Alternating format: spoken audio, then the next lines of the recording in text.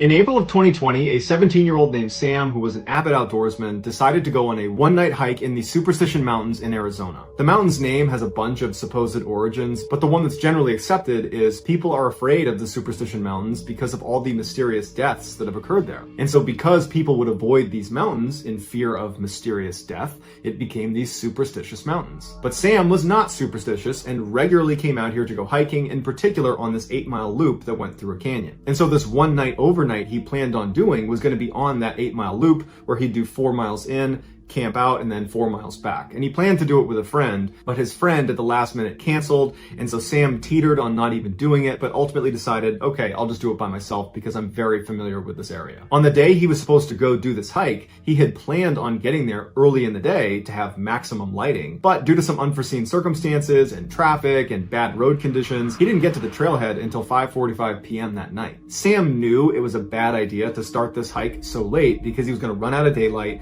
He probably was not going to make it 4 miles to the point where he planned on camping out, but he figured with his good health and fitness, he could probably quickly make his way to the 2 or even 3 mile mark, and there were some suitable campsites there. And so he decided he would kind of risk it and just try to go as fast as he could and use the daylight he had to reach a suitable campsite. But he wasn't able to move as fast as he thought he could, and soon the sun was down and it's totally dark, and he's got his flashlight, but that only is able to shine like 10 feet in front of him. And then at one point he nearly falls off of this rock, and he knows had he fallen, he would have gotten really badly hurt, and he's 15 miles away from the nearest help, and he's in a bad cell phone service area, and the roads getting out here are treacherous. No one knows exactly where he is, and it dawns on him that you've made a pretty bad choice, and you should stop right now and make camp here and not try to risk it any further. And so as it happened, where he was, there was this forest right nearby, and he could see there was a clearing about 30 feet off the path when he shined his light.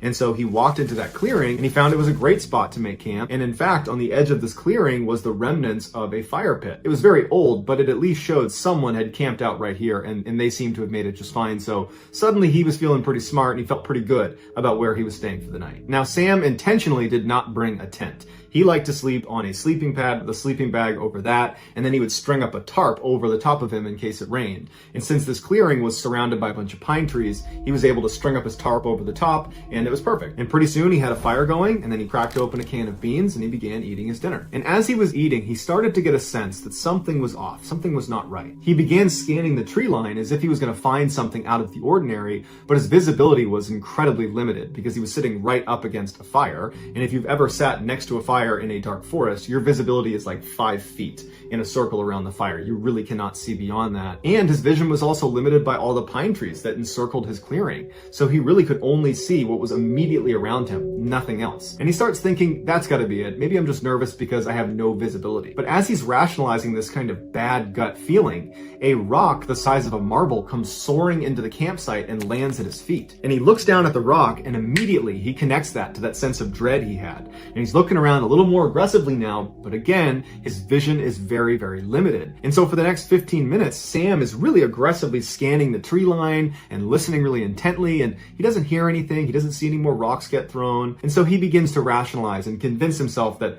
there's nothing wrong here. That feeling I have, oh, don't worry about that. He starts telling himself, I must have kicked a rock. That's what it is. Or maybe a rock fell off a tree.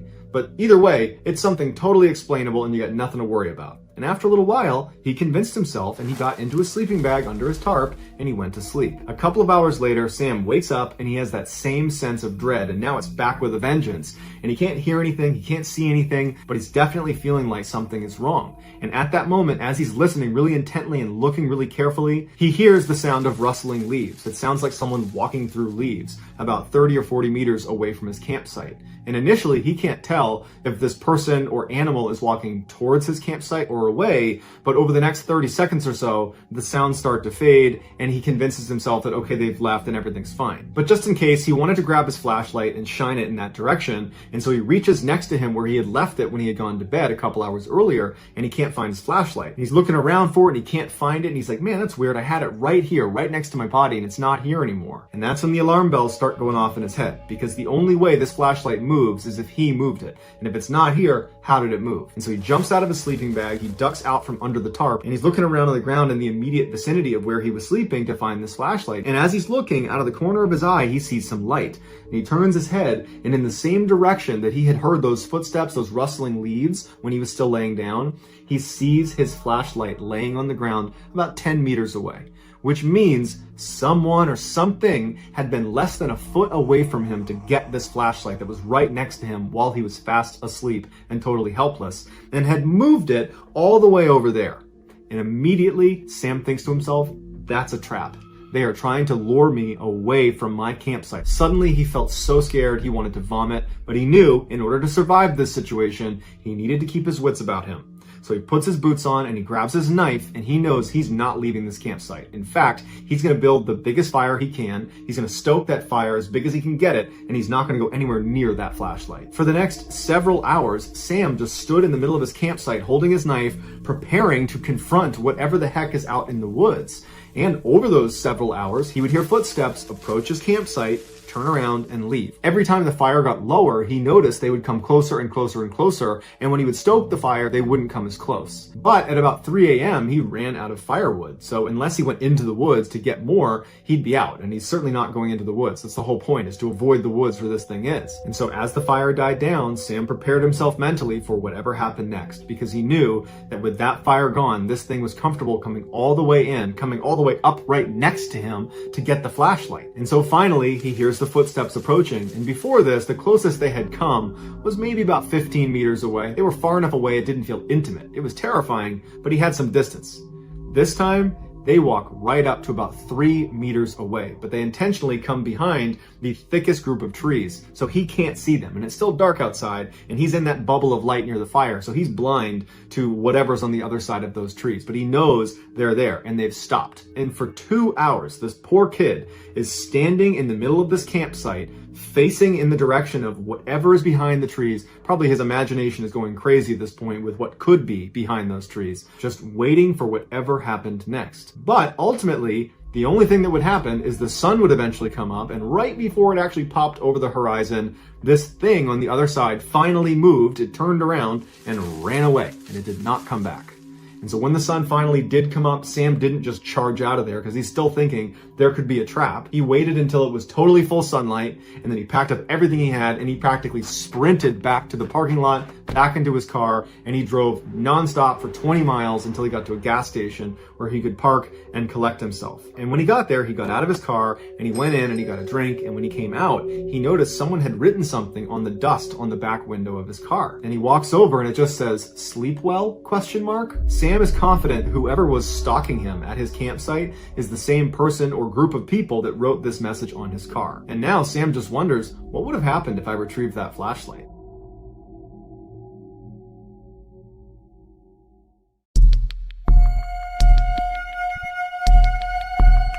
In 1982, a very outdoorsy teenage girl and boy who had recently started dating decided to go camping in Maine. Around 1 a.m. on the first night they were there, the girl wakes up because she has to go to the bathroom, and she's about to unzip her tent when she stops because she hears some strange noises coming from outside their tent. It wasn't that loud, but it sounded distinctly like something was digging in the ground. But she really had to go, and she figured, you know what, it's probably just some small animal or something.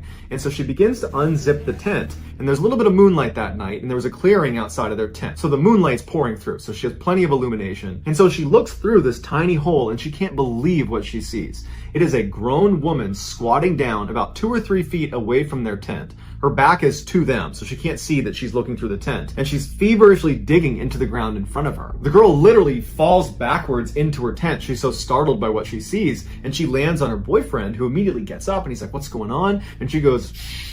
And she points at the little hole where she had unzipped the tent, and she goes, "Look." The boy is confused, but he can tell his girlfriend is very serious, so he sits up quietly and he looks through the little opening in the door, and he sees the digging woman. The boy recoils and looks at his girlfriend, and he's like, "What is going on out there?" He takes a flashlight, and she's telling him, "Don't do it." And he opens up the tent a little bit more, and he aims his flashlight directly on this woman. And this gets her attention, and she stops digging, and she stands up slowly, and she turns around and faces them, and she's got no expression. She's not giving them any indication why she's there. She's not acting aggressive aggressive. She's not acting scared. She's just completely neutral. And she stands there staring at them for quite a while before turning around and just walking away from their campsite. And after a little while, when they were pretty certain she was gone, they open their tent all the way. They go outside. They kind of scan around with their flashlights, and she's nowhere to be found. And they go to where she was digging, and it's just this weird 4-inch deep hole in the ground. There's no rhyme or reason to why she was doing that. And so after sitting there wondering what they should do, they settled on, well, tomorrow we'll tell the park rangers that she was here and maybe they'll do something about it. And so feeling pretty confident that this woman's not going to come back, they both go back into the tent, they zip it shut, they get in their sleeping bags, and they're about to go to sleep when they hear someone running towards their campsite. And they know it's this woman. They immediately unzip the tent and they look out, and now the woman's not digging anymore. She's rummaging through some of their stuff that's outside of their tent. And the way she's doing it, they described as monkey-like. She'd pick something up, look at it, and throw it over her head. She'd pick the next thing up, throw it over her head, back and forth, just throwing things behind her. And so the boy gets out and he shines a light on her and goes, "You need to leave." And she doesn't react. She just keeps flipping through all their stuff until he gets pretty forceful and says, "You need to leave right now." And at that point, she kind of stops and looks at him like, "Huh, what are you doing here?" And then she gets up, turns around, and walks away. Now the couple really doesn't know what to do because she's clearly willing to come back after being confronted. But they stayed outside their tent for about 15 more minutes, shining their light and making lots of noise and treating her like she's an animal. And they're just trying to scare her away from the campsite.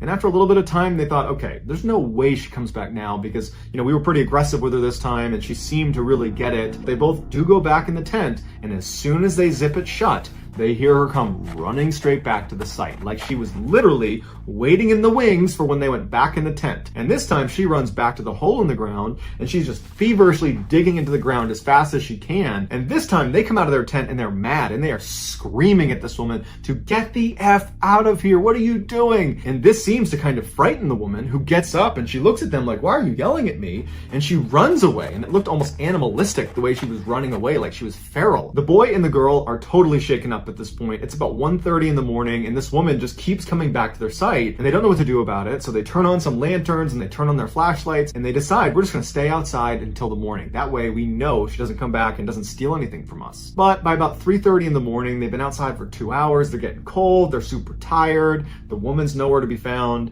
And so they finally say, "You want to go back in and get some sleep? I think this time she's really gone." They get back in their sleeping bags and they go to sleep. They don't hear her again. The next morning when they get up and they unzip their tent, they look outside and all of their stuff has been thrown all over the campsite. And the hole in the ground that the woman had dug that was previously about 4 or 6 inches deep is now well over a foot deep. And they realize this woman must have been lurking in the shadows in the woods, watching them from 1:30 to 3:30 in the morning. That whole time they were out there kind of warding her off. She was just waiting, just watching them the whole time in the shadows. And as soon as they went into their tent, she must have given it a little bit of time, but then she ran right back over and she ransacked their site. But the strangest thing was, after they looked through all of the stuff she had chucked around, nothing was missing, and there was some pretty expensive stuff that was laying out that she could have taken but didn't. After they picked up their site, they went to the park ranger and they told them about what had happened, but the ranger has no idea what to make of it. He's never heard of such a thing. And so the couple just leaves that day because they're not about to spend another night here. And to this day, they have no idea why this woman was running onto their site and digging into the ground and rummaging through their stuff. It was like she was just a wild animal.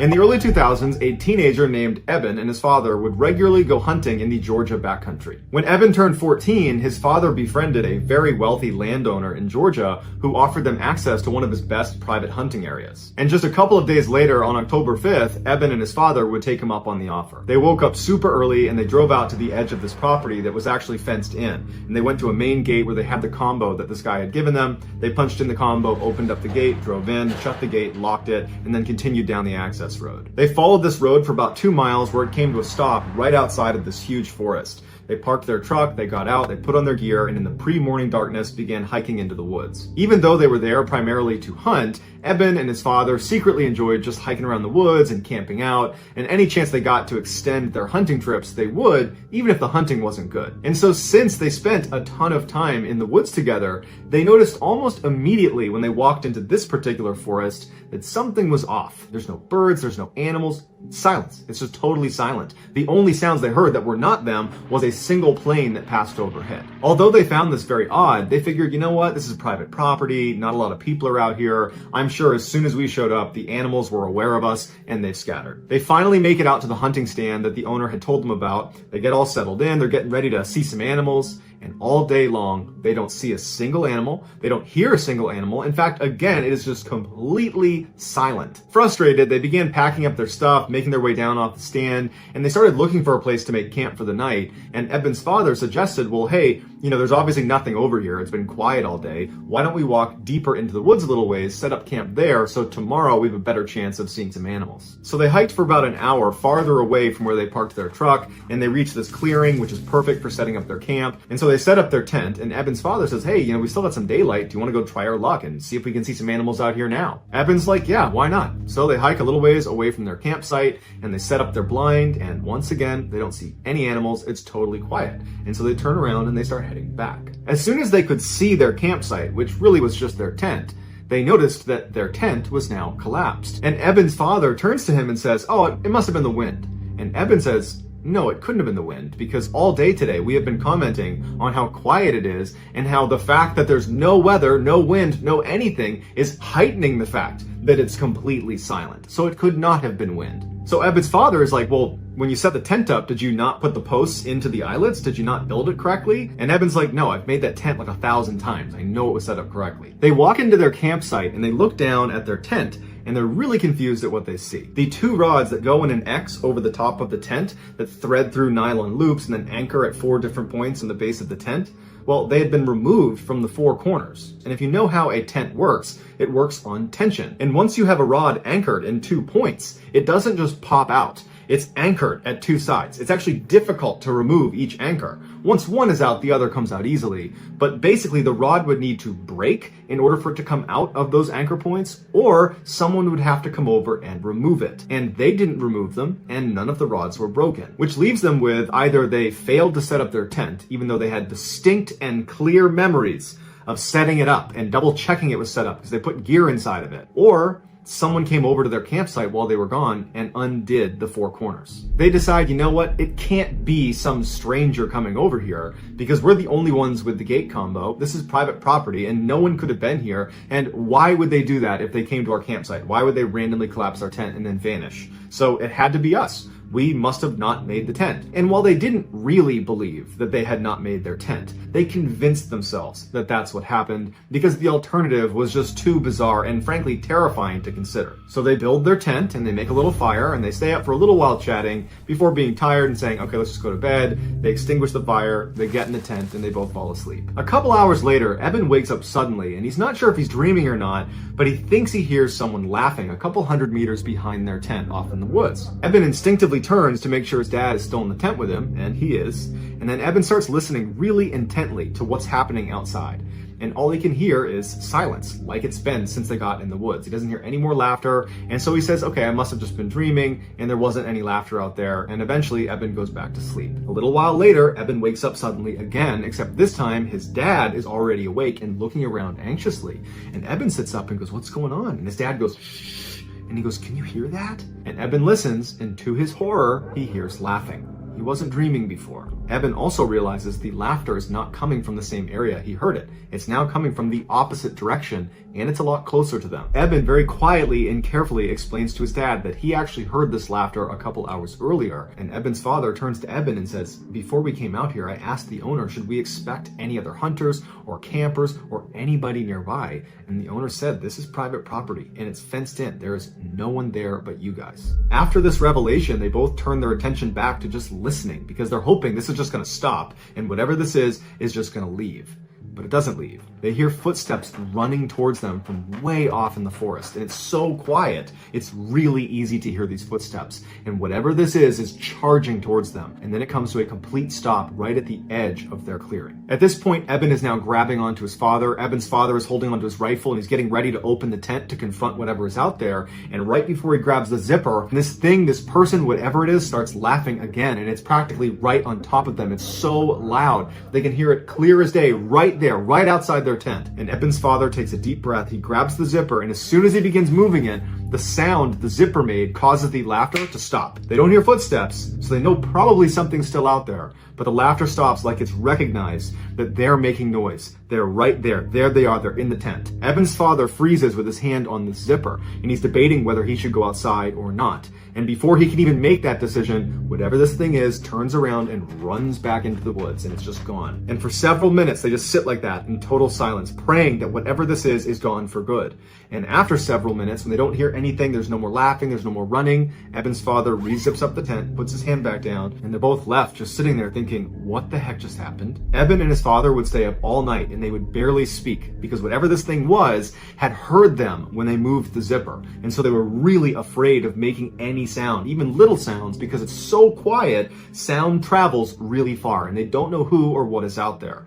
And so in silence, holding their guns, they're just waiting for the sun to come up. And as soon as it did, they were up and out of there, literally running out of the forest, checking over their shoulder the whole time, all the way back to their truck. And so to this day, they have no idea who or what the heck was running around out there. And they told the owner of the property about it. And the owner just said, it's not possible. We have a totally gated in private piece of property, and there are cameras watching the only entrance. And you are the only ones that went in or out over that time period. And prior to that, we monitor this property. Nobody else was in there.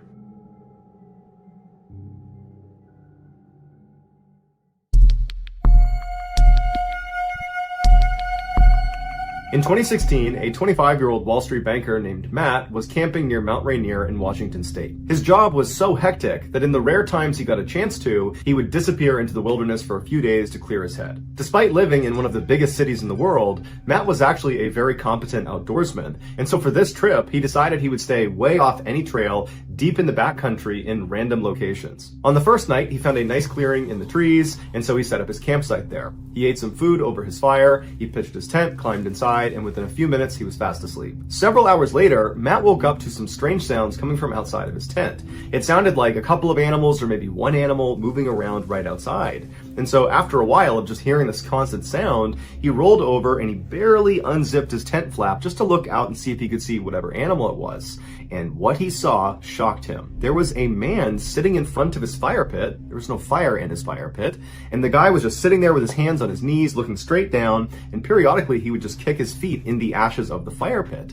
And Matt didn't even know what to do. So he's just looking at him through this little tiny gap in his tent. And this man all of a sudden looks up directly at Matt and makes eye contact with him. And the guy's eyes go wide and he stands up, turns around and runs away from Matt's campsite. Matt has no idea how to react to this. And so he just quickly unzips his tent, jumps outside, and shines his light into the forest looking for this guy. He's thinking to himself, who is this guy? I am in the middle of nowhere in the backcountry of Washington state. How long was he sitting outside there for? What does he want? And so as Matt is trying to make sense of this totally weird thing, he's thinking, okay, I'm going to look out and I'm going to see his flashlight somewhere, or I'm going to see his campsite. You know, maybe he's set up nearby, and he's looking around into the total darkness. He's looking through all the trees, any light source anywhere out there he would see. And there's not one. There's no fire, there's no flashlight, there is nothing. And so eventually Matt goes back inside of his tent, he zips it up, and he's just left kind of dumbfounded. He can't understand how some person was just sitting outside of his tent for no apparent reason and then vanished into the forest without even turning on a flashlight. And so after a very restless night, finally the sun came up again and Matt was very relieved. He stepped outside, and after a little bit of time now from this strange incident, Matt started to tell himself that all that was is some guy happened to set up his campsite nearby. It is possible, albeit rare because we're in the backcountry, and maybe he was just intoxicated and he wandered over here, and you know, stranger things have happened, so that's probably all it was. And so Matt felt like there was nothing to worry about. He packed up his campsite and he began hiking into the forest. Matt didn't have a planned route. Instead, he had a map and a compass, and he began just kind of wandering in the forest, kind of exploring wherever he wanted to go. And over the next 2 days, he covered at least 10, maybe 15 miles in kind of random zigzag directions. He found a nice clearing and he set up another campsite. That night, he set up a fire and he was eating some food near his fire. And then as he's sitting there, he hears rustling coming from behind him. And he's pretty sure it's an animal, so he turns around and he doesn't see anything. And he goes back to eating his food. And then a little while later, he hears some more rustling behind him. And this time, he can't really just write it off. Clearly, there is something behind him that's moving around. And so he stood up, turned around, and remained motionless and just listened, expecting to see maybe a deer come out of the woods. But instead, he hears a man's voice come out of the darkness that says, Do you know how to get to Bell's Canyon? And Matt's heart starts racing. He knows that even though he can't see him, it has to be the same guy he saw 2 days ago. Because they are in the middle of nowhere. He hasn't seen any other hikers or campers or anyone, and clearly this guy has the ability to sneak up on him. And so he's thinking, what does this guy want? I just spent the past 2 days hiking in random directions for 15 miles, and he must have followed me. And so Matt, not knowing what else to do, just says, I don't know where Bell's Canyon is. And then there's silence. And Matt, one part of him is thinking, I hope this guy does not come into the light. I hope he just goes away. The other part of him is thinking, well, maybe this is a different person that is lost, and they're looking for this place called Bell's Canyon, and they'll come into the light. It'll be a big relief. I'll send them on their merry way, and everything will be fine. But as Matt is having this wishful thinking, the voice from the shadows does not come any closer, but instead asks the same question, a bit more forcefully this time. Do you know how to get to Bell's Canyon? This time, Matt did not respond. Now he was scared. This is not some friendly hiker looking for directions. There's something wrong. And so Matt, knowing he's all alone out here, he knew he had to do something to try to take control of this situation. And so he took a deep breath, he reached down and grabbed his flashlight, and in one swift motion, he lifted his light up and shined it in the direction of this guy's voice. And what he saw was this guy from 2 days ago looking out from behind a tree right in Matt's direction. He was hiding from him. And when the light hit him, the man barked at Matt to aim it away. And Matt kind of instinctively lowered his light, but now he was too scared to raise it again, and now he knows it's the same guy. This guy has been following me for 2 days. And so for several minutes, Matt just stood there absolutely terrified, and this guy, he just stayed out there. Matt didn't hear him move. It was just a complete standstill. And then the silence was broken yet again by this voice, except somehow he had moved even closer to Matt. And when he came through asking the same question, do you know how to get to Bell's Canyon? His voice was so close to Matt that Matt got scared and raised his light up, and the man was standing just a few feet away from him. And this time, the man's eyes got wide like they did the first time they saw Matt, and he turned around and he ran into the forest again. Matt, not knowing any better, just began running after him, but he only ran for about 30 seconds before he realized the terrain out here is so rough. He's gonna fall, get hurt, he's gonna get lost, and this guy's already long gone. He somehow managed to run immediately so far away, and so Matt just goes back to his campsite, and he's thinking to himself, what do? I have no cell phone service, I'm at least 3 days away from my car, and I'm in the middle of nowhere. No one even knows where I am because I didn't chart a course. I didn't tell anyone where I was gonna be. And so Matt just grabbed his knife and stood in the middle of the campsite, and for hours and hours he just kept looking around, expecting this guy to just show up again or start speaking to him from somewhere out in the darkness.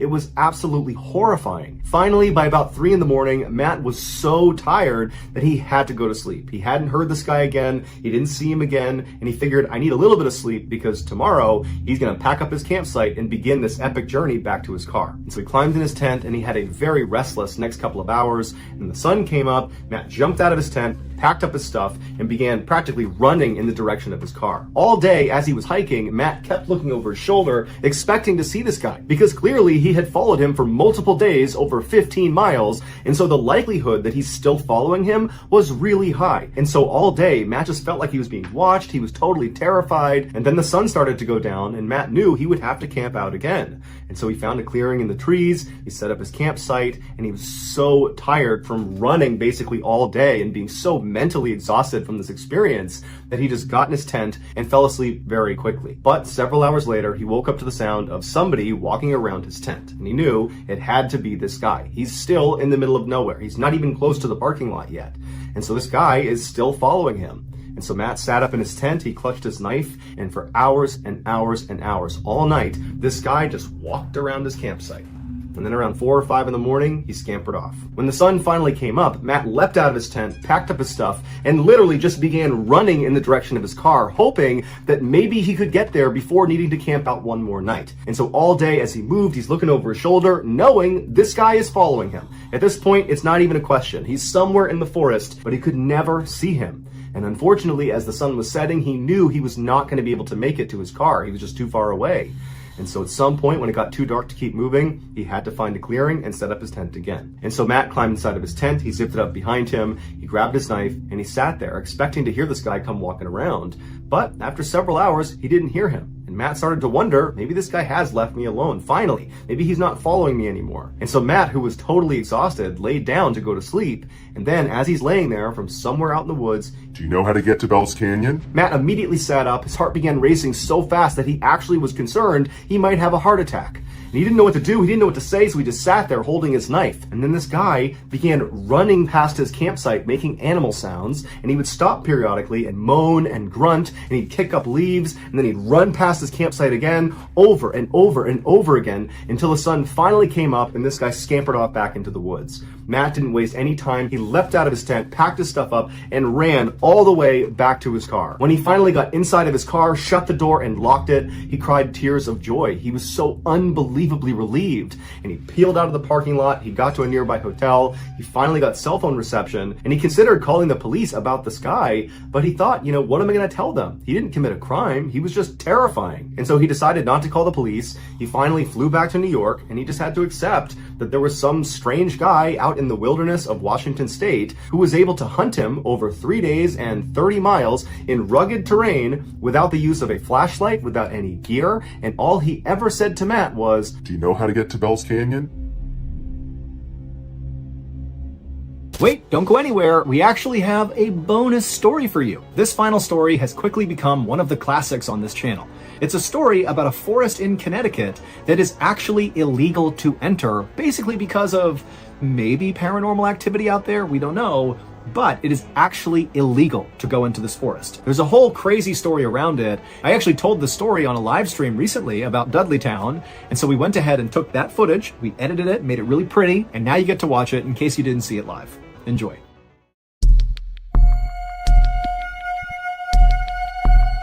In the summer of 1906, there was this couple, Dr. William Clark and his wife Harriet, and they were up in northwestern Connecticut, and they're driving along this winding country road in a place called Litchfield County. And as they're driving along, it's so scenic and beautiful with rolling hills and green everywhere.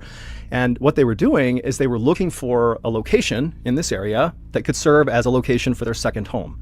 So Dr. Clark was an oncologist, and they lived back in New York City, where he and his wife lived kind of a fabulous life. He was super successful. He was not only an oncologist, he was a big-time professor as well. And so they lived this amazing life in New York.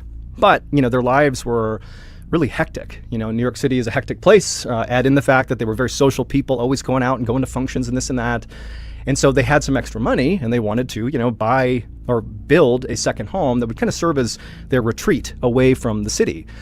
And after, I guess, looking all around the country, they found Litchfield County was kind of like the opposite of New York City. Very few people were living there at the time. And again, it's this beautiful scenic place. And so it just seemed kind of like the perfect spot.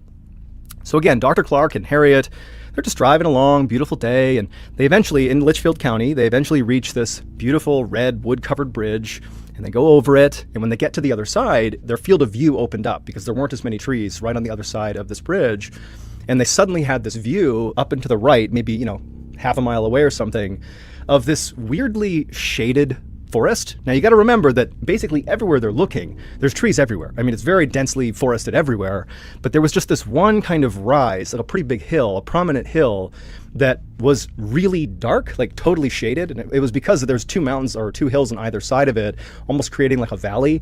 And so it just looked like, wow, that's a very shaded forest. And as you'll see, it's actually called the Dark Entry Forest in part because of how shaded it is. And so they've just come out of this bridge, and they're seeing this area up on this hill. There's no buildings, nothing. It's just trees. And there was just something immediately about it that really stood out to Dr. Clark and his wife. And they noticed that the road they were on, there appeared to be like an access road that kind of splintered off the road they were on that appeared to go up into that forest, the Dark Entry Forest. And so they look at each other and they're like, hey, let's go up there. Maybe that's the place where we can find our spot for our second home. And so Dr. Clark pulls off the main road, goes on the access road, and he begins making his way up towards this kind of darkened forest area. And really quickly, the road itself was very overgrown.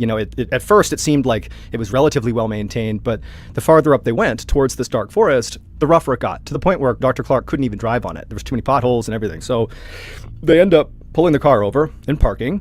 And at this point, they're actually in a bit of a clearing, and they can actually see up ahead of them where they parked it looks almost like an entry point to the forest. The tree line is right in front of them, and there's kind of like a gap in the trees where this rugged road kind of continues into the forest, and they continue walking on foot towards the entry of this forest. Again, it's beautiful, scenic, very sunny, beautiful day. They're super excited, and they walk into the shade of the forest. And right away, it's like all the sunlight basically vanishes, but not in a spooky way, kind of like they lowered the brightness slightly, and it's very quiet. And the canopy in dark entry forest is known for being really, really thick, and so not much light was pushing through, but it created almost like it was like they were walking into a bubble. It's just pure, unadulterated silence and peace. And as they're walking on this road, which quickly becomes mostly like a little path, it doesn't even look like a road at some point. It's just kind of like grass that's been pushed down. Clearly, not many people or anything is coming into this forest, at least not from this direction. And as they're walking along, they're looking around and they're like, this place is so beautiful. I mean, it was already beautiful, but this is especially beautiful. Like, they walked maybe a couple hundred feet into the forest, and off to their right is this apple orchard, untouched. No one's taking these apples. It's just like a wild apple orchard, and there's deer that are just eating the apples off the tree, and they're looking over at Dr. Clark and his wife, and they're completely unafraid. They don't see people, so this is not terrifying for them. Deer just eating their apples, and then on the other side of the road, there's these huge fields full of flowers that are, again, trees are everywhere, but there's all these flowers at the bases of the trees, lilies and roses and yellow bitter tansies, or I think that's what they're called. So all these beautiful flowers. And then at some point, as they walked a little bit farther into this dark entry forest, the sunlight that was poking through, it was hitting the ground in such a way that it was actually sparkling, because this forest was actually on a hillside, and there was this mineral called mica. If you're familiar, it's like this little translucent, it almost looks like kind of clouded glass. That's actually a mineral that comes from the ground.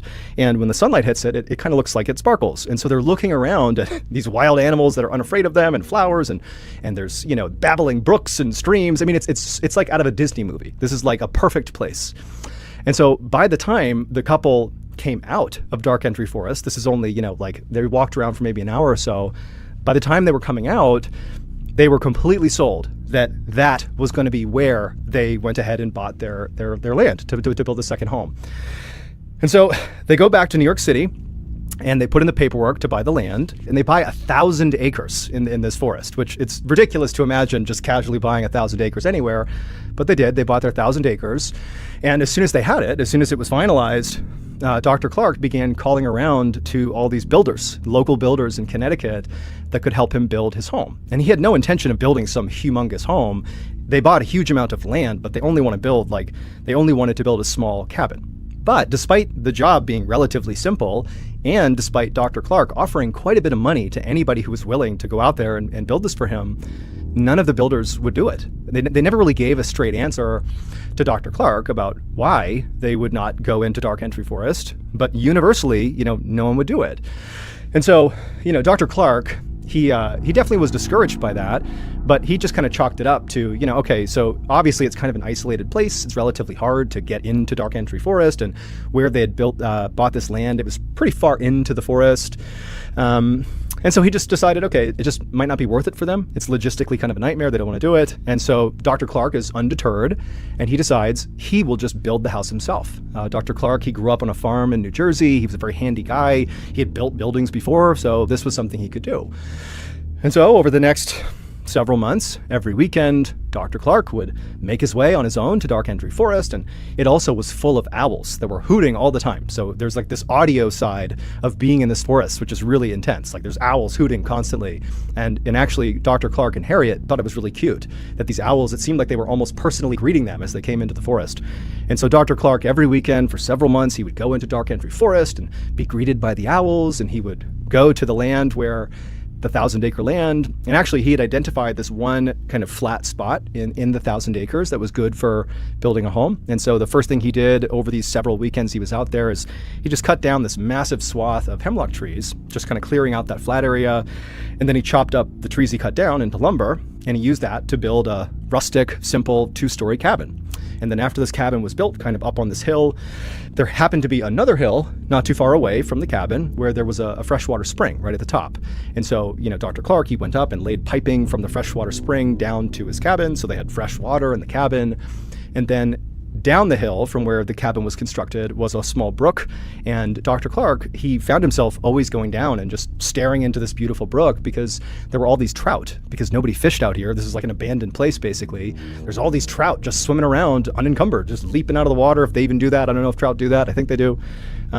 And so he ended up actually building a swimming pool right next to the brook, specifically so he could sit in the swimming pool and watch the trout. And so by Thanksgiving of that year, so 1906, by Thanksgiving, the property was done. The cabin had been built, everything was done. And so that holiday season, Dr. Clark and Harriet and their whole family would come out and they would spend the holidays, sitting in their pool, watching the trout and just having a wonderful time. And really for many years, every summer and every major holiday, the Clark family would come out to their beautiful dark entry cabin and they would stay there. And it was really perfect. That is until 1918. In 1918, in the summer, Dr. Clark and Harriet were at their cabin and they were having a nice time when Dr. Clark got word that he was actually being called back to New York City for an emergency. Remember, he's an oncologist, so these things happen and he was called back. And for whatever reason, Harriet, who normally likely would have joined him and just gone back to New York with him, she decided to stay. I mean, they've been coming here for years by this point, so she probably felt somewhat comfortable, although admittedly she was very unhappy about this. She didn't want to be there alone, but again, she decides to stay. But she tells Dr. Clark, because she didn't know how long he would actually be in New York, and he didn't really know either. But she said, you got to promise me you'll be back here as soon as you possibly can. And Dr. Clark would tell her that, I'll do my best. I should be back here in maybe, a couple of days from now. And I promise you I will come home as soon as I possibly can. And so Dr. Clark packs up his things and he and his wife, they leave their cabin. They, walk their way down the trail, listening to the owls and looking at the mica sparkling on the ground. And they leave the forest and they make their way to a nearby train station, which actually was not that far away from the entry to the forest. And Harriet dropped off her husband and she watched, as he, boarded and it began taking off and he disappeared to go to New York. And Dr. Clark, as he's vanishing, traveling on this train, he's thinking to himself that, okay, I'll be in New York just for a couple of days. I'll be home. I'll be back in no time. Little did he know, over the course of time he was going to be in New York, his wife would endure something that is just truly horrifying. So, before I explain to you what happened after Dr. Clark left, you need to understand some history about this forest. History that Dr. Clark and Harriet did not look into before deciding to purchase these 1,000 acres. Because had they done the research into this area, they likely would not have bought the land. So, there actually used to be a town that was settled in the Dark Entry Forest. It was called Dudleytown. And it was settled in the 1740s. And at first it was just a couple of families just getting by, but pretty quickly it grew to about 30 families and several structures and houses and the whole 9 yards. Like, it's a small community inside of this beautiful forest, and things were great. For a small town in the 1700s, things were stable. But starting at the end of the 1700s, like in the 1790s up till about the 1800s, things started to go really, really badly in Dudleytown. And in fact, because of how badly it went, it earned this. The conclusion was that Dudleytown had to be cursed, and that lore had stuck around, which is actually why those builders refused to do the work for Dr. Clark, because they believed it was a cursed place. So this is what led to it being believed to be cursed, and I'll tell you, it's pretty creepy. So it started with the Carter family. So the Carter family was a big family inside of Dudleytown, and it was in 1790, 1792. There was this cholera epidemic that broke out in this small town, and 6 members of the Carter family died really suddenly from cholera. And the remaining members of the Carter family, which was significant, I think there was a dozen people still left, might have been a few less than that, but a pretty good chunk of people, they were so grief-stricken from the loss that they decided to just literally abandon their houses in Dudleytown and go back to New York City, where they happened to be from as well, same as Dr. Clark. But as soon as they got to New York, they were massacred by natives that lived in the area. And the only people that survived this massacre were 3 children, and the 3 children were kidnapped and never seen again. And so that was the start of bad things happening to people in Dudleytown. The next thing that happened is there was a guy named Hollister. We don't know his last name, but he either fell off a roof or he was pushed. We don't really know, but either way, he died.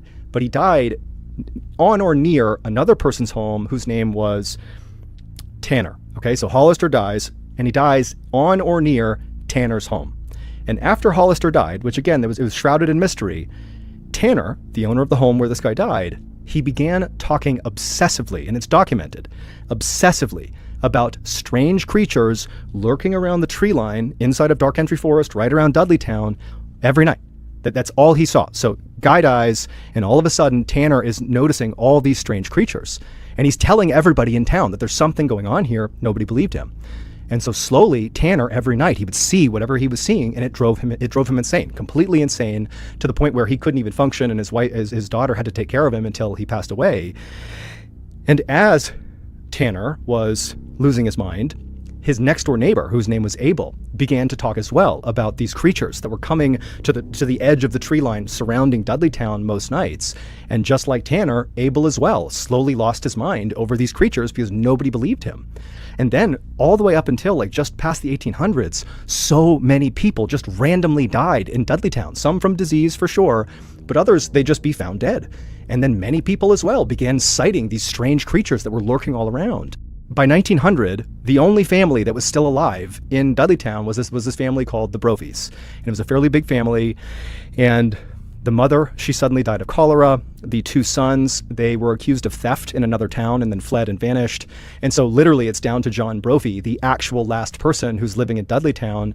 And one night, he didn't know why, apparently he didn't know why, but his cabin burned to the ground. And after his cabin, or while his cabin was burning, people were called out. They saw the smoke. They came out to put out this fire. And the last anyone saw of John, who's lost his whole family, he's lost everything, is he just turned and walked deeper into the forest and was never seen again. And no one could find him. That was it. And that was the last person who lived in Dudleytown. And that marked the moment that Dudleytown went from, still being occupied to being a literal ghost town. And you can actually look up the newspaper article that documented the moment when Dudleytown became a ghost town. No one lives there.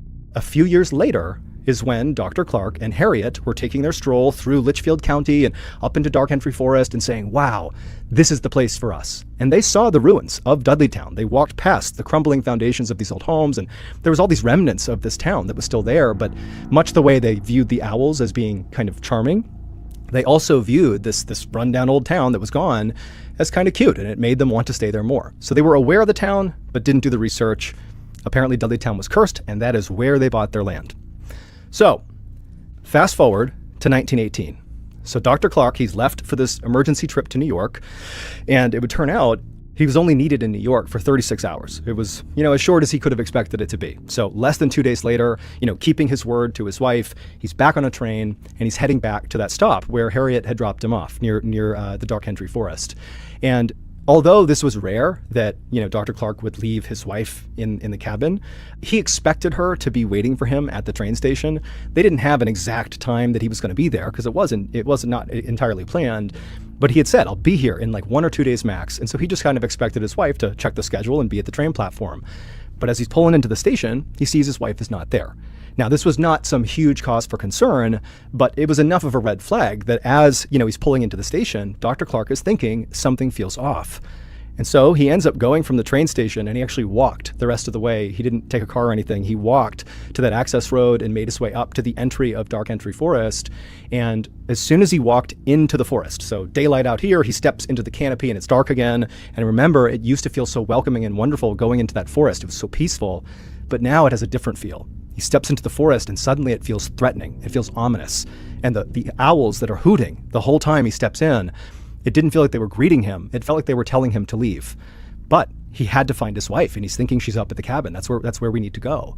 And so he begins kind of jogging, fast walking. He's getting a little nervous through the forest. And as he's moving through, the sounds of these owls are getting louder and louder and louder and more threatening until finally when he gets to the clearing, when he can actually look up and see where he built his cabin up on this hill, it's like a cacophony of noise. It's just constant hooting, almost like it doesn't even sound like hooting. It's just a loud sound that's constant.